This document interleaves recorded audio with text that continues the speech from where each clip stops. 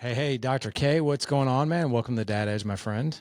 Thank you so much, Larry. It's awesome to be here. It's awesome to have you, man. Let's start out with this. I know we're going to be talking about gaming. We're going to be talking about mental health. Sure. Uh, is that really even a problem? Like, that can't be a problem. Like, nobody's like spending tons of times on screens and games and all that, are they?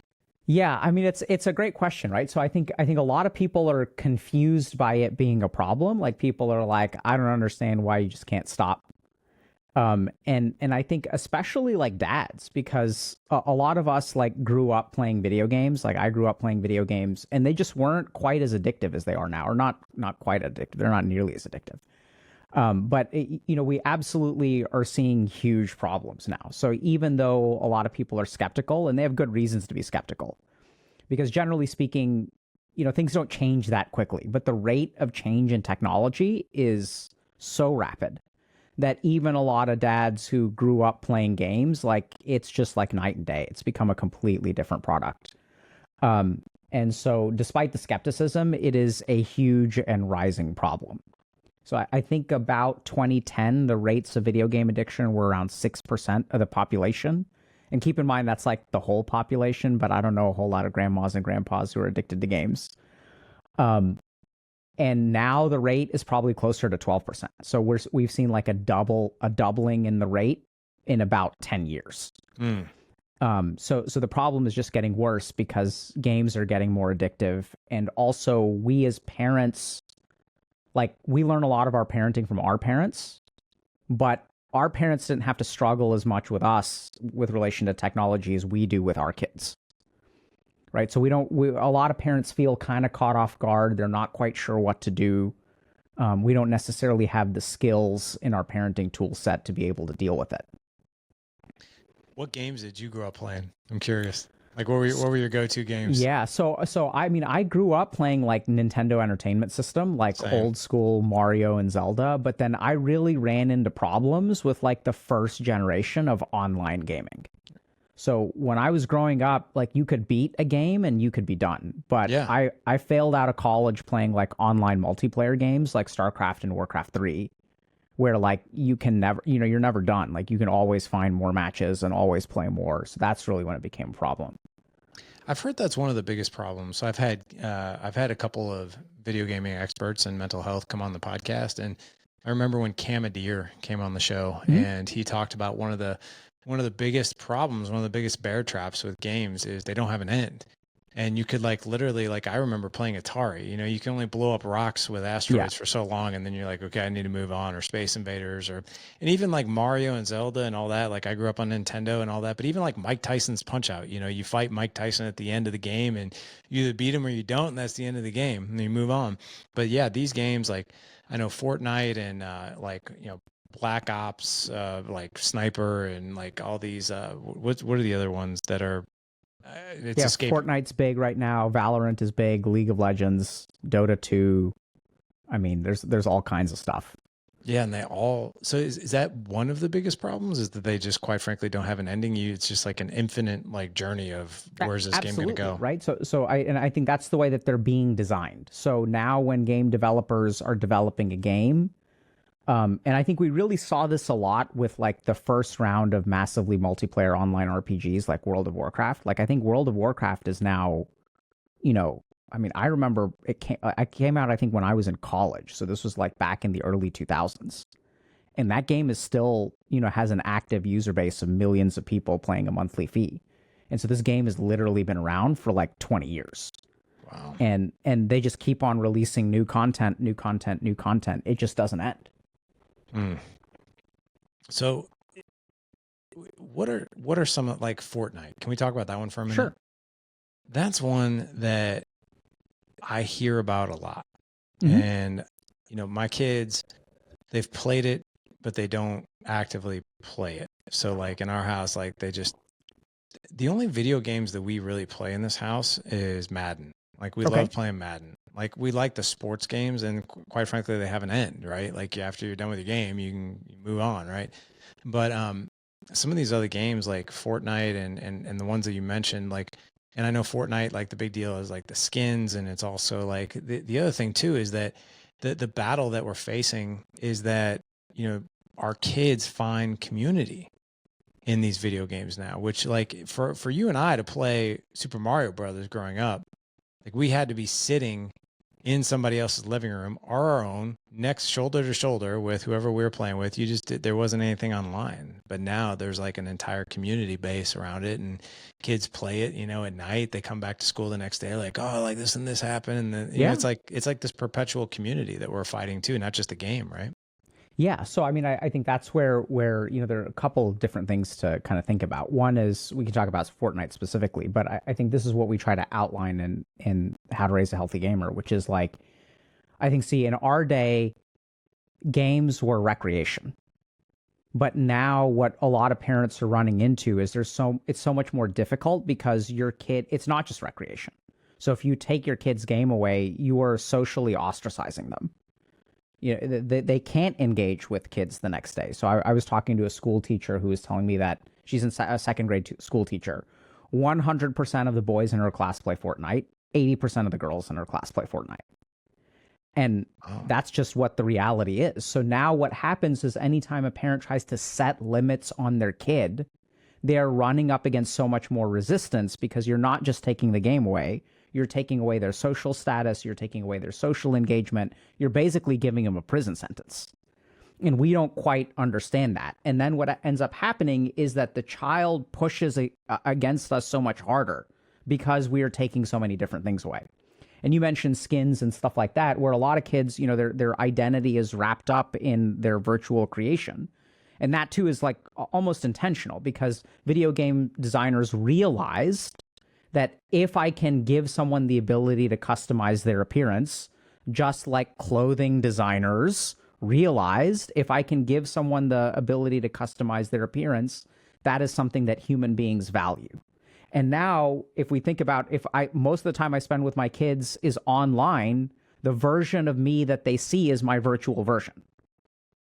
And I remember when I was playing like World of Warcraft like 20 years ago, there was a particular outfit that you could only get by achieving a certain rank in like competitive play. And when you saw someone in a city of 10,000 people running around virtually walking by with that thing, you realize that this person is in the top like 1 out of 10,000 people. Like, you could see that. And there's a social status that comes with it. The last crazy thing that parents have to deal with now that they didn't used to is that, we used to be able to say like, oh, you need to stop playing video games. This is what my parents did. You got to get a real job at some point. But now kids are like, this is my real job. I'm going to go pro at the age of 16. Like, I worked with one person who became a multimillionaire at the age of 16. And the parents were actually supportive. So now even as parents, we can't make the argument that like, oh, you have to go do something in the real world. They're like, this is my job. Like streamers, content creators, professional gamers. This is a career. So if you've got a 15-year-old son who's like, I want to go pro, that's why I want to play for 10 hours a day, this is my passion.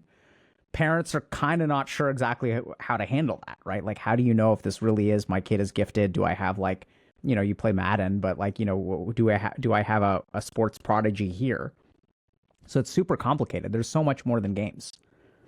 Yeah, and it's interesting because what I've noticed even here in my local area, there's a few high schools that have eSports. Yeah. Which it blows my mind. I'm like, why? Like, why do you have eSports? What confuses you about that, Larry? I'm glad you asked. Like, I guess the thing is I don't understand it.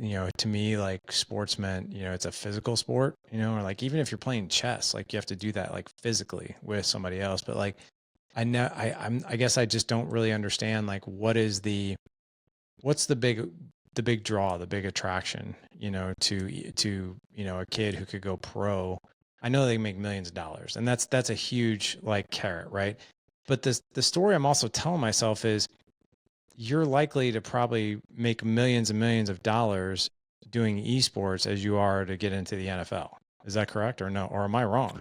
So it's a great question. So we did some interesting analysis where we analyzed like economically, like what's the likelihood of going pro, and it depends so highly. So generally speaking, we try to equip parents with the right information. So I think the chances of becoming a successful professional gamer are exceedingly slim. probably maybe somewhere close to the NFL. I'm not sure exactly what the rates are for the NFL, but I think a lot of things that kids don't realize is the lifespan, the career of a pro gamer. Guess how long the average pro gamer plays professionally? I mean, a year? Yeah, so you're pretty close. So most pro gamers, the average lifespan is 18 months. So what a lot of kids don't realize is they're like, I want to go pro, and you're investing 5 years, and the average is 18 months. And this also includes some people who will be pro gamers for 10 years.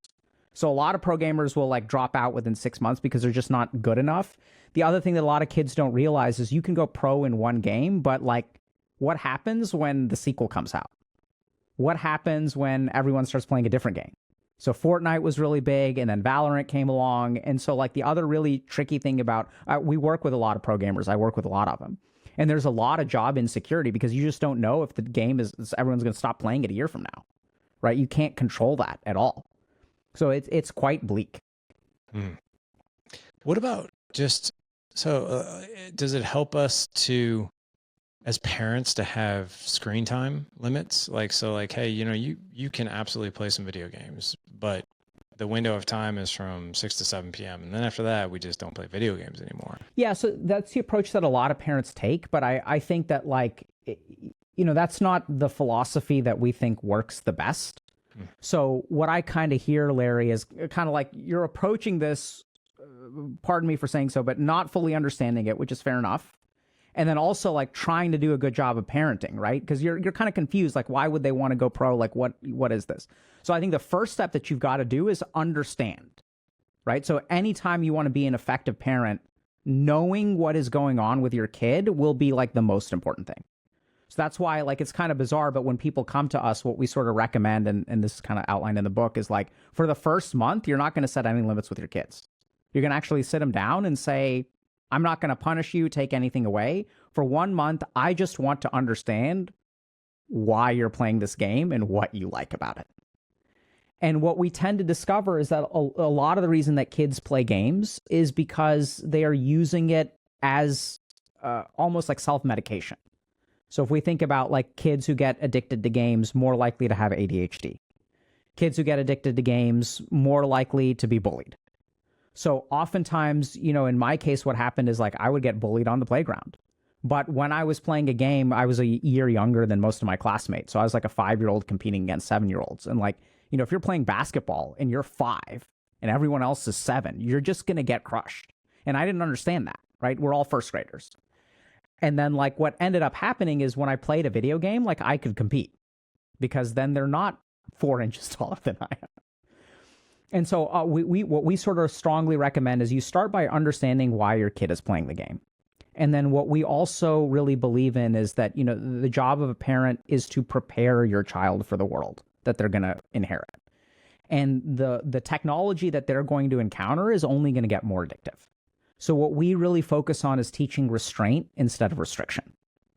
Helping your child set their own limits and regulate themselves, because otherwise you get into this problem where you say no playing after 6 o'clock, 7 o'clock, and then kids will sneak it. You're a little bit busy, and then they realize you're not watching. So y'all aren't working on the same team. We get like into this war of deception, which depending on what kind of parenting style you have and what your circumstances are, that can work.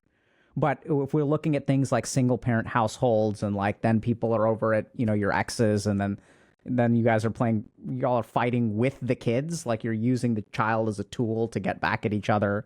You want your child to like you more, so you're not going to set limits. There's all kinds of problems that come up when you run into that kind of restriction approach. Doesn't mean that you shouldn't limit. So I don't let my kids play crazy amounts, but it's really about teaching them, helping them understand, like, okay, how much do you enjoy playing? What do you get from it? What's the alternative? Let's do some experiments. Let's understand. And that works way better. Interesting. So how do you, let's just take an 8-year-old, 10-year-old, right, that's playing Fortnite.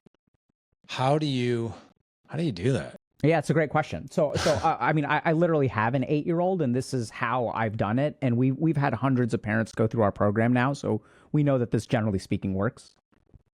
So I think it starts by helping them understand, right? So what I'll literally do with my kids is they wake up in the morning on Saturday, And what do they want to do? They want screen time, right? First thing.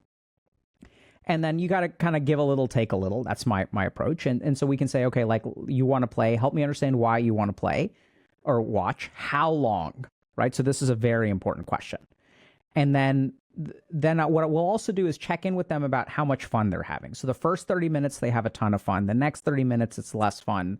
And then what we know from sort of the neuroscience of dopaminergic like tolerance is that if you play a video game, the third hour you play is not as fun as the first hour you play. Like literally, like the dopaminergic reinforcement goes down over the playing schedule of the game. And so then what I'll kind of do is I'll ask my kids 1 hour in, what do y'all want to do? And they'll say, we definitely want to keep playing, because they never want to stop.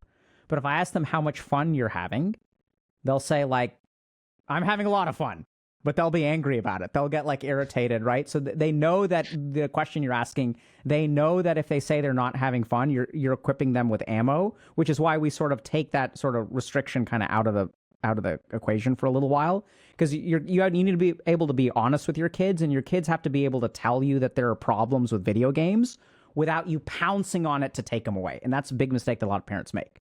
So then what happens is you're disincentivizing your child to be honest with you about the downsides of gaming. And then it creates all kinds of problems. I don't know if that was clear, but I can explain further. But no, that does. I mean, I remember back playing video games myself, and it's like the first 30 minutes to an hour was awesome, right? Yeah. And then you just sort of like, you kind of just get in this. I mean, I remember like kind of feeling like, even as a young kid, like I was just sort of feeling like I was like in this rut in a way, like, well, is there anything really better to do, or exactly. do I want to do it? Right. So you know where I'm going, I guess. Yeah, absolutely. Right. So, and that's the problem, is that when you're in that mode, your brain does not anticipate enjoyment from other activities. So then what I'll do 1 hour in is I'll say, do y'all want to watch more, play more? They'll say yes. I'm going to say, okay, we're going to do an experiment. We're going to stop. Let's go to the playground. And this is where a lot of parents make a mistake, because once they go to the playground, they think the job is done. No. Job's just starting. 30 minutes into being at the playground, I'll ask them, do y'all want to go home and go back to playing games, or are y'all having fun here? And like kids do, they don't want to stop, right? So they'll say, no, we want to be at the playground longer. And so then we'll say, okay, so it sounds like coming to the playground was not a terrible idea. And then after we're done at the playground, we'll sit down and like maybe we'll have lunch and we'll talk about it a little bit, right? So what did we learn today? What was y'all's experience? And what did we learn today is not, I'm your dad, I'm going to now teach you the lessons of life. It's really literally asking them, what was your experience? So let's say we wake up tomorrow, and what would you like to do? Would you like to go to the playground and play video games? Or would you like to just go to the playground? Would you like to just play video games? And oftentimes when you use these kinds of techniques, the kids realize, like, actually, we want to do both, right? And now the dynamic is completely changed, because now the kid is telling you, I want to do both, instead of the child trying to force them. Because if you ask your kid, hey, do you want to have cake and cookies, or do you want to have one or the other? You give them two fun choices, they're going to pick both.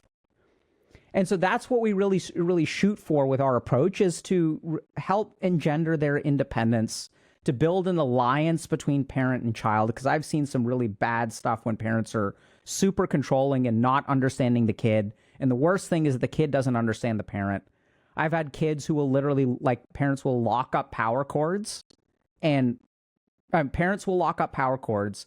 Kids will watch YouTube tutorials to learn how to pick locks.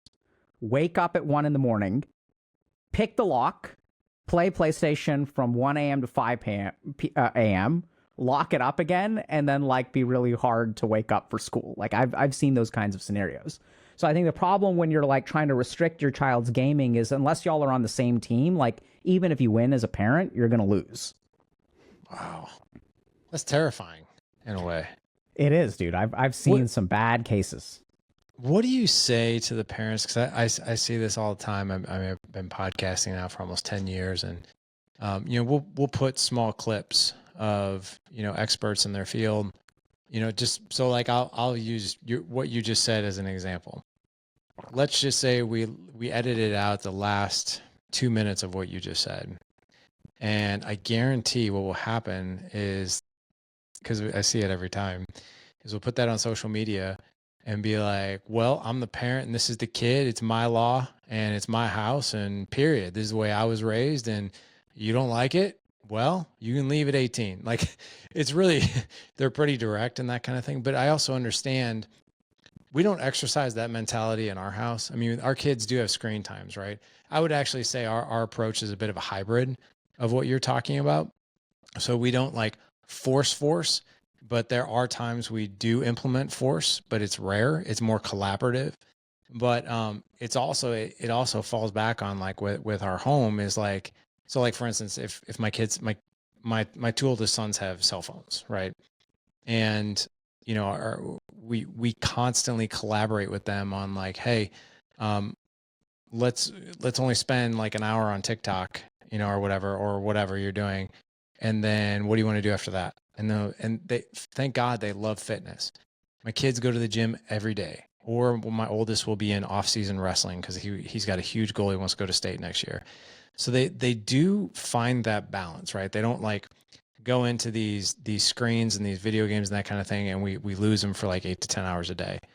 However, I'll be really honest, man. Like I've been very guilty of taking the opposite approach when my kids fight me on it, and I'll be like, they'll be like, "Well, we want to keep playing." I'm like, "Yeah, we're not, but I want to. I know you do, but we're not. Like you're just not. Like we're going out. We're gonna go play some soccer. We're gonna play football. So we're gonna go outside." I mean, so a big part of like the book in our program is setting boundaries and enforcing boundaries. So I set limits on my kids too. I think the really confusing thing for a lot of parents is a lot of the things that they do are cultivating the wrong behaviors. So I'll give you just a simple example.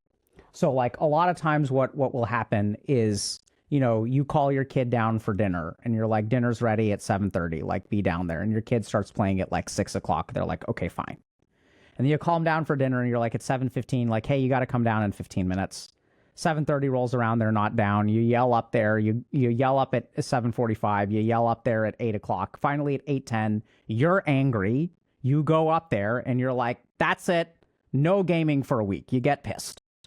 So parents make this very, very, very common mistake of setting a boundary and enforcing a boundary at the same time. So they create a punishment when the child doesn't comply. Now, the problem is oftentimes when we do that kind of boundary setting, I'm not thinking in that moment about how busy I am this week.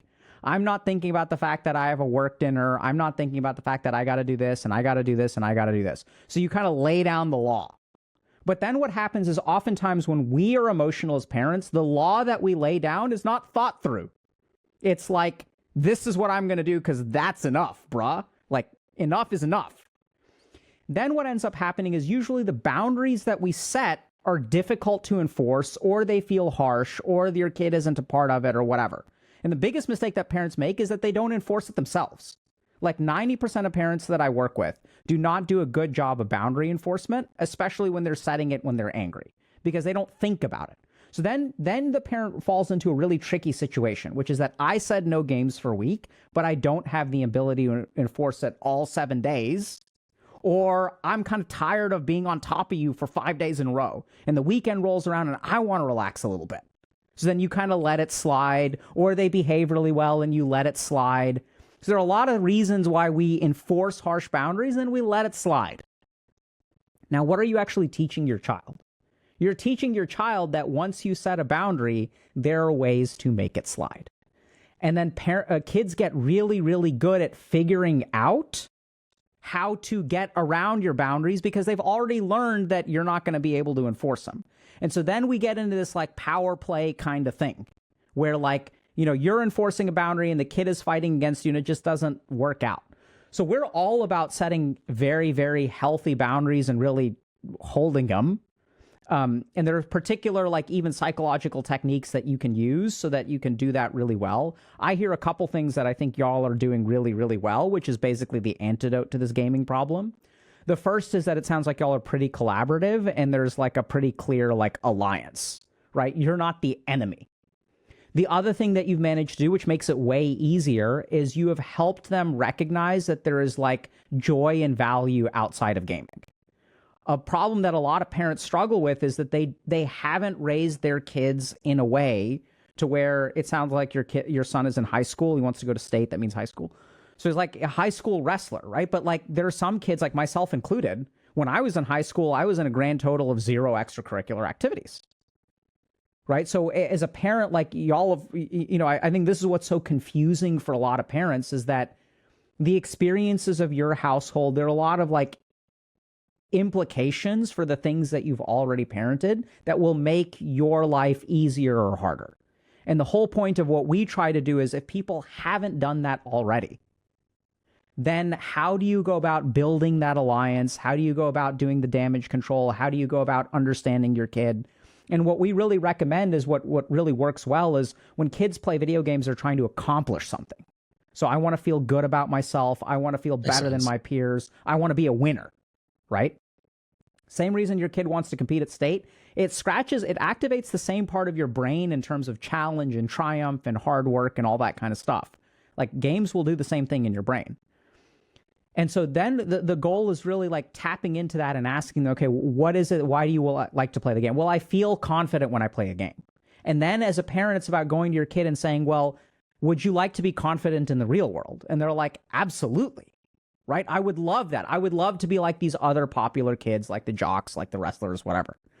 And then it's about, okay, so let's help you do that, right? I recognize that's going to be hard, but instead of just solving it with the video game, I want to help you build the life that you want. Just recognize that building the life that you want may require playing less video games at some points. But once the kids realize, okay, this is what I want, my parents are going to help me get it, and it may be a solution outside of gaming, because most gamers actually like want to play less. Like I'd say 99% of gamers I played with want to play less. The problem is they can never admit it to their parents, because if they give their parents any ammo, the parent's going to take the game away. So, makes sense. I mean, even when I was failing out, I wanted to play less. Like we all want to be hitting the gym more and want to be doing all those things. The problem is that we don't know how to do that. So as a parent, once you tap into that and use your child's own natural energy and motivation, it takes the fight completely away. Can we talk about that? Yeah. That not knowing how, and I'll give you some context. So my 4th grader, 2nd grader, they don't have phones, obviously. I mean, I feel like in a way I have to say obviously, but to some people that it's not obvious. Yeah. It's not obvious. So like we have a rule in our house, you don't get a phone till you're 14, like until you're in high school. It's just our rule. And my son, my 4th grader, I think is one of three kids in his class who doesn't have a phone. And he had friends over a couple weeks ago, 2 of them, both of them had phones. And I know this sounds crazy, but like, so there's like this, like if you've seen the movie Batman, right? Two-Face, right? Like he's got like 2 sides of him, right? One looks human and one looks horrible. And that's kind of like my vision of this whole thing, right? So like, I'll give you an example. So the kids come over to our house. It's like a beautiful 75-degree day, and we've got tons of stuff outside to do. Like our house, like literally like 15 feet from our backyard is the subdivision playground. And there's all kinds of stuff they can do. There's a pond that our house overlooks that you can fish and pull out 8-pound catfish.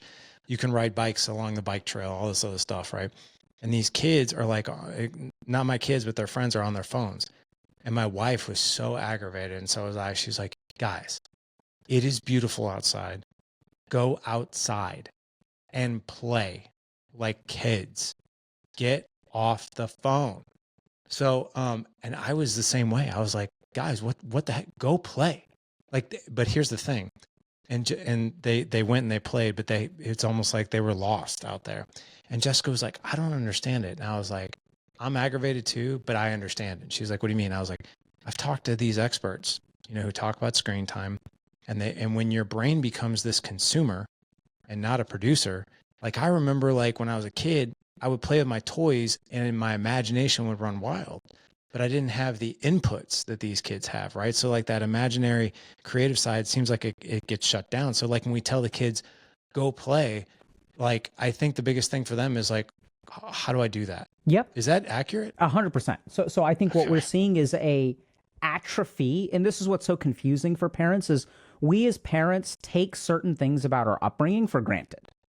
So I too, like I used to play with the kids on my street, and we would play for 8 hours, but we didn't even have, like we'd maybe have a ball or a bat, but most of it was like free play. We would make these imagination games and like, you know, and so now what's actually happened is that we're seeing an atrophy of that creative kind of play because the rules are always set by the game. So we'll also see this as a huge problem where, you know, you tell your kid, if your kid is on the cell phone and you tell them to go play, the other thing that we've got to be super careful about is some kids don't have the skills to socialize. So let's kind of reverse the scenario. Let's say that there's 3 kids who don't have cell phones and 1 kid who's got a cell phone at home. Let's say 2nd grade, right? Because and so now what happens is you take the kid with the cell phone, you tell him to go play with the other kids. The kid literally does not know how to do that. No, literally does not know how to engage with someone because all of their mental energy is spent in something where the rules are set.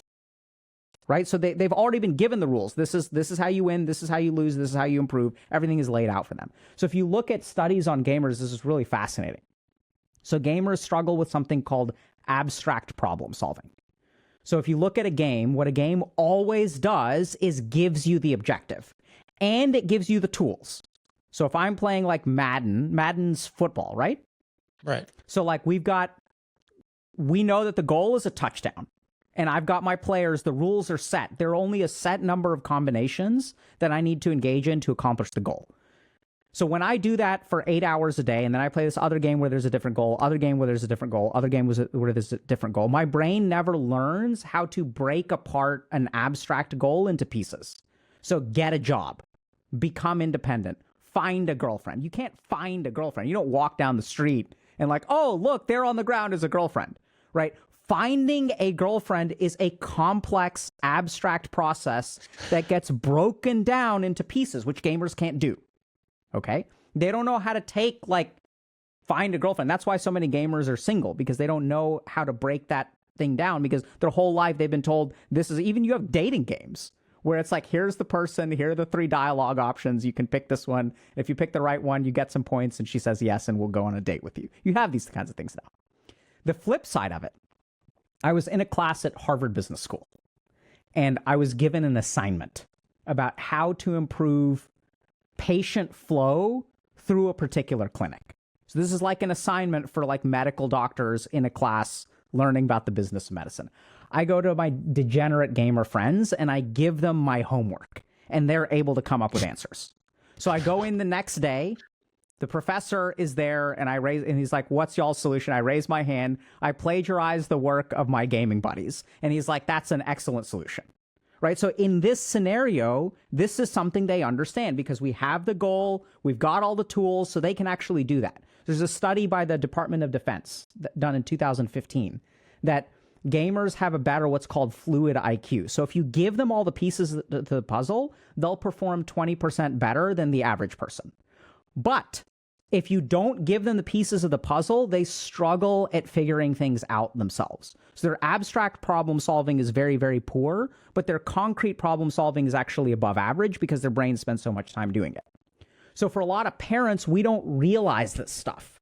And so it can be very confusing for us, like, why does my kid do this and not do this? When I grew up, it was easy for me. And we see this a lot, especially with like socialization, where, you know, a lot of people are like having trouble like in romance and don't know how to flirt and don't know how to talk, and everyone's texting now. So we can't like understand body language and tone and facial expressions. So we're seeing like a large increase in anxiety because those are the signals that usually reassure us. I can pay attention to your face and I can understand, okay, this guy's like doesn't dislike me. But literally, if my brain is rusty because I don't see faces, right? So our brain is used to seeing faces for 16 hours a day. Like that's how we've evolved. But if I spend all my time in front of a computer, the circuitry that analyzes faces becomes rusty. In the same way that we forget a language, in the same way that we forget to draw, you know, like you will if you don't use it, you lose it. So we're seeing all kinds of problems that are really confusing for parents because we take it for granted because our brains developed in a particular way. And the whole problem is that the games are changing the way that our kids' brains develop. Wow. So if we were to wrap just all of this in a bow and we were to take this more collaborative approach, I mean, the kids, from what you're telling me, they can't just be like left to their own vices, right? And you can't really have a parent say, well, I need a break too, and I'm not going to deal with this, and like just do your own thing or whatever. Because we see that a lot too. Like the parents have to work at this, right? Because we have to be their guide of like, is it more like the how to or the other alternatives in life, or you have other options and here's what they look like. And I also think it's really fascinating that the same thing that they're probably looking for in games, right? That competitiveness, that maybe that edge, or they just want to win, or they're good, that they can find that elsewhere, but they just necessarily, if I were to tell my kids, like, or anybody be like, hey, go outside and play. Right. And what I noticed was and I'll give you an example of when the kids were over here, the same kids I'm telling you about, I finally just got up to the point where I was like, I just can't watch this anymore. So I went out in my backyard and I played football with these 4 kids. 2 were mine, 2 were not. But it took me like actually like creating like, hey, who wants to come up with like the first play? Right. And then we do, because we were playing football. And then like, who wants to come up with the second play? Like, but I had to like engage them. They had no idea what to do or how to play. It felt like, unless I was more or less there to be their guide, not the controlling guy, but like just the guide. Right. Is that pretty accurate? Absolutely. So I mean, I love that example because it illustrates so many things. Okay. So the other thing that even I've realized is that I have to explicitly teach my child things that I never had to be taught. So this is what's so confusing for parents, right? Because we just picked it up. Because on Saturdays when I was growing up, I mean, occasionally, but even occasionally, my dad would grab the football. We would go outside and we'd toss around the ball and spend some quality time together. We'd go to the lake. Like these were all things that were automatic. So if you think about it, we don't explicitly teach our kids how to talk. They just pick it up because they hear us talk. So we learned so much about socialization, so much about how to deal with unstructured play because it was natural around us and we picked it up. So that this is what's confusing for a lot of parents is that they never think to teach certain things because we were never taught and we never formally learned. So that it's great because if you're thinking about what you're doing and then you're modeling the right behavior, and then the cool thing is their brains are designed for it. So you don't have to do that a whole lot, right? So you do that a couple times, then they'll figure it out. You can show them, okay, even it's a brilliant question. Who's going to do the first play? So even in that point, you are signaling to them that there's a first play. Who is doing the first play? That means we're all going to take turns. That means this is going to be repeated. And now you're teaching them how to play. Okay. And animals do this too, right? Like animals will, like when you've got a little tiger cub, like the mama cub will like swat it or bite it. And then the cub learns how to play. So there are a couple of things about this. You also mentioned that parents have to be more engaged. And this is where a lot of parents feel like they don't have the energy to go that extra mile for their kids. And that's where, thankfully, things work out because right now, the majority of parents are spending so much energy trying to regulate this behavior that they have nothing left in the tank. The cool thing is that once you build an alliance with your kid, once you kind of take a step back, once you listen to them, once you understand them, once they start doing some of the lifting. So one of the things I've learned as an addiction psychiatrist is you cannot be sober for anyone else. I've seen tons of parents try. I've seen tons of kids try. I've seen tons of spouses try. My husband or wife has a problem with alcohol. I'm going to control it for them. I'm going to dump out all the alcohol. I'm going to make sure I'm going to breathalyze them every night. You have people who try to control someone else's addiction. Doesn't work. So the key thing right now is that oftentimes parents feel like they don't have energy because their child is working against them. And the moment that your child starts working with you, you will be amazed at how much more energy you have. Right now, if you really stop and think about it, if I'm not chasing my kid down to do their homework, I have more bandwidth to decompress myself. Then I feel better. And then I'm more positive with my kid. And then I say, hey, let's toss the football around. And even my emotional positivity will be infectious towards the kid. So we really see a reversing of the whole cycle, where like everything kind of turns around as soon as you and your kids start working together instead of working against each other. Because both of y'all are putting in energy and you're not getting anywhere. So that's got to change. It makes so much sense. I'm so glad you cleared this up because like, I'm not kidding, man. Like when I was out playing with the kids, in the back of my mind, I was like, why do I have to teach y'all how to play? Like, what the heck, right? But you're right.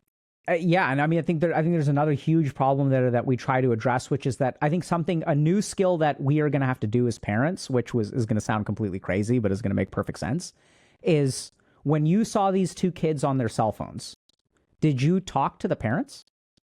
No. Why not? I felt like I was like ratting them out. I felt like, and plus I get the feeling like that this is like just the norm.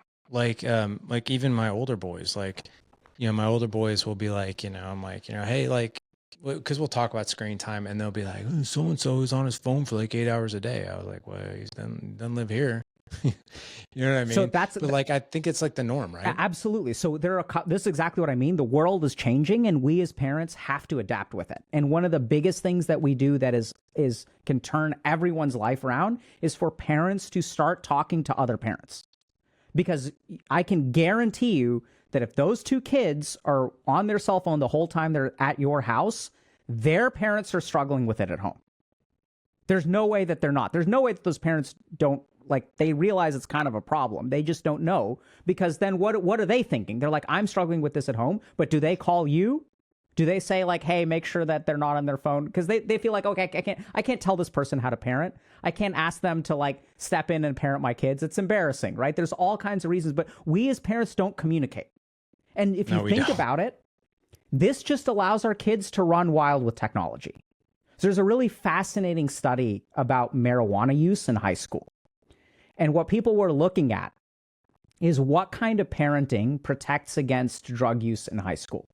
And what the really interesting thing that the study found was that you can be whatever kind of parent you want, but as long as there is one cool parent in the friend group, they'll all use pot. All you need is one permissive parent, and then that's the person's house that they always go over to and get high. Right? So what we really need to do as parents is like talk to each other way more. So what we'll recommend is like set up a call with your kids' friends and just be like, hey, y'all, I just wanted to like touch base about like technology use and screen time. I'd love to learn about how y'all are handling it. We're thinking about handling it this way. Are y'all down to like get together and talk about it? Because right now what's happening is they're all on one team and they're playing football, but you go on the field and you're a solo parent and it's versus a team of kids. And then each parent is alone against a whole team of kids, and we'll get demolished. That's what that study shows, is that all you need is one parent who is willing to break the rules, and then all the kids will figure that out and they will take advantage of it. So we also find this to be very useful with sort of telling our kids, having all the parents realize, okay, Tuesday is going to be our homework night and no Fortnite on Tuesday. Because then when your kid comes to you and says, oh, all my friends are playing Fortnite, you're like, no, they're not. I talked to them. They're not supposed to be playing today. Y'all are all supposed to be doing your homework. Right? And that's the problem is like they're all on a team and we're all solo parenting. You don't want to offend anyone. It's not your responsibility. It's their choices, right? So like they're all cooperating, but we're all playing a solo game and it doesn't work. I got to go because I'm going to call some parents. So this was awesome, Dr. K. Yeah. So I know we're short on time. So I want to have you back though. Sure. Because to be honest, I know we're talking a lot about video games. I want to dive deep into some of these other things that we talked about. Sure. Because I think they're really, really valuable. Like the drug use thing and what you just said, I had no idea. I've never heard that before, but that makes total sense to me. Absolutely. So if you want to schedule more time, let's go for it. Did we get enough for this episode? How long are your podcast episodes? They're about 45 minutes. Okay. So yeah, we're okay. I didn't want you to bump up against your. I pushed mine back until 1:10, so I've got about 10 minutes if we want them. Oh, perfect. Is that okay if we do that? Okay. Well, let's go ahead and keep going then. Okay. So getting back to then the gaming thing. This has been tremendous, by the way. So let's just say, typical parents, right? What is the first thing that we need to do that you think? And here's the other key question, because I can even sense the fatigue setting in with parents and consistency. Cause I think consistent, like, hey, we're going to do this new thing, or like, hey, and then it lasts for like a week and then we don't ever talk about it again and then we just go back to old habits. So how do we get started? And then how do we be consistent? Great question. Great question. So this is literally laid out step by step because we figured this out. So we've worked with hundreds of parents now. We figured out that parents need a playbook. So there's a couple of like philosophical things, and then there's a couple of like concrete things. So I'll lay out like concretely what we recommend. So concretely, generally speaking, there's a lot of detail, but what we recommend is you spend 1 month just talking to your child and you let them know upfront, nothing you tell me is going to affect whether I take away your game or not. I just want to understand. And even as a parent, you can say, hey, I've tried to like regulate your gaming, but I realize now that that's not working very well. You're pissed off. I'm pissed off. I think I just need to better understand. At the end of the month, there are going to be rules. But the more information that you equip me with, the more that you're a part of the process, the more you get to shape the rules. So you start off by talking to the kid. And then we also recommend things like weekly check-ins. So this is where, like I kind of mentioned earlier in my example, see, a lot of parents think that the battle is won once they're off of the game. That's not when the battle is won. That's when the battle is started. So really closing the loop is a big mistake that a lot of parents don't make. We don't talk to you afterward about how do you feel not playing? What was it like to not play with your friends? Was that hard for you? Help me understand. I don't want to make your life hard. And then there are all kinds of interesting techniques that we need to learn. So I'd almost say like, Larry, if I want to play football, how should I start? Right? What's the first step? So I think if you look at football, there's a set of skills. And then there is an overarching, once we have these core skills down, how to communicate. So one really good example that we do a lot for parents that really turns things around is this technique called dumping it in their lap. This is something that we sort of learn as psychiatrists. So we as parents take responsibility for our kids, right? So if the kid has a test on Friday, hey, make sure you study, make sure you study, make sure you study, make sure you study. So when you do that, you're taking the responsibility on yourself that your child passes the class. Instead, what we recommend is that you dump it in their lap. You tell the kid, hey, you need to be up by this amount of time. You need to finish these chores. Because they'll come to you and they'll ask a question, hey, can I play? And then you kind of think through it and then you're like, yes or no. But instead you tell them, this is what you have to accomplish. You tell me, can you play? If you can play right now and get everything done, then that's totally fine. But if you play right now and everything is not done, you lose the game until everything is done for 5 days. You tell me. You tell me whether you can play or not. Right? You're empowering the kid to make that empowering decision. the kid, but being very strict with your consequences. Right. And this is a key thing, is letting the kid understand that your access to the game is under your control. You just have to meet these checkboxes, and you can influence the checkboxes. You can tell me which chores do you want to do, which chores do you not want to do. Do you want to do this or extracurricular? So we don't want to be dictators, but we want to be very firm with our boundaries. So basically, it's like you're driving a car, you're giving them the guardrails, and you're putting them behind the steering wheel, and they're like, look, here are the guardrails, here's the speed traps, here's the bear traps, here's the potholes, here's all this other stuff. You drive. However, if we deviate and we run over these things, we run into the sides, there are going to be consequences. Absolutely, right? Okay. So we're encouraging them to drive the right way to avoid the consequences. I like that. Yeah, that's because otherwise it's so exhausting, dude. You cannot be the guardrails. Like you can't be, there in your example, you've got half the steering wheel, they've got the other half of the steering wheel. What's going to happen to the car? You're turning this way, they're turning this way. It's like your catastrophic action scene from whatever movie where someone's kidnapped. And this is what the experience of most parents is like. They're struggling to turn the car left. The kid is struggling to turn the car right. And even if you turn the car left, you're exhausted and your kid is resentful. How's that a win? Yeah, that part sucks, right? And the other thing too is, I think, and again, you're the doctor, I'm not, but aren't you raising, if you're helping that kid put in those reps, right? Of they're the ones making you're actually raising a critical thinker. Absolutely. Is that correct? So okay. So that's why the book is called How to Raise a Healthy Gamer. It's about being a healthy gamer, not setting the limit. I mean, you have to set some limits. So I set limits with my kids. And then I think the last thing that we really focus on is you said a rule of no cell phones until 14, which I think is very common, right? People will set some rule. But the other approach that we have, and this is a little bit more personal, it's not quite as scientific, but it's like in my experience, parents will ask me like how old is too old or how much is too much. And that's what I say is something crazy, which doesn't help. Depends on the kid. So I have 2 kids who are very different. One of them can get a cell phone earlier and the other one can get a cell phone later because of the way that they demonstrate their ability to self-regulate. So another really big piece of it is a lot of parents will say, kids will ask, when can I get a cell phone? And a parent will say, when you're 14. I think that's the wrong way to approach it. Not to say that you're doing anything wrong, just professionally. That's the wrong way to approach it. You're not wrong, but it is wrong. No, this is just a different way. So I'll give you an example. So this is where I think the right conversation is, once you get the cell phone, what does usage look like? Right? So we think about ownership of the cell phone as binary. It's whether it's an access to a cell phone. If you don't use it in the right way, we're going to take it away.